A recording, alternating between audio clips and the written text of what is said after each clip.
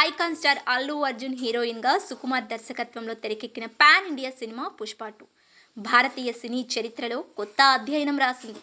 Baahubali 2, KGF 2 వంటి చిత్రాలను మించిన హైప్ను సొంతం చేసుకున్న ఈ సినిమా థియేటర్లలో వసూళ్ల పరంగా సరికొత్త రికార్డును సృష్టించింది. 50 రోజుల రన్ను పూర్తి చేసిన పుష్ప 2 ఇప్పుడు ఓటీటీ ప్రేక్షకుల కోసం సిద్ధమవుతుంది. పుష్ప 2 చిత్రాన్ని నెట్ఫ్లిక్స్ పాన్ ఇండియా భాషల్లో అన్నింటిలో కూడా హక్కులను సొంతం చేసుకుంది. జనవరి 30, 2025 నుంచి ఈ చిత్రం ఓటీటీలో స్ట్రీమింగ్కి అందుబాటులోకి రానుంది అని ప్రకటించారు సినిమా యూనిట్.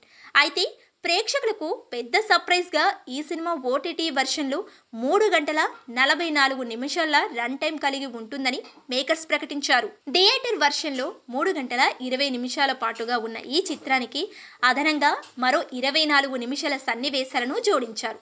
ఇందులో జోడించిన అదనపు 24 నిమిషాల సన్నివేశాలు ఏవన్నవి, వాటి వెనుక ఉన్న కథేమిటి అనే విషయం మాత్రం ప్రేక్షకుల్లో ఆసక్తిని పెంచుతుంది. ఈ సినిమా వివరాలు తెలుసుకోవాలంటే జనవరి 30 వరకు ఆగాల్సిందే. మధ్యలో ఈ చిత్రానికి 10 నిమిషాలు అదనంగా యాడ్ చేసి సంక్రాంతి సందర్భంగా విడుదల చేసిన సంగతి తెలిసిందే.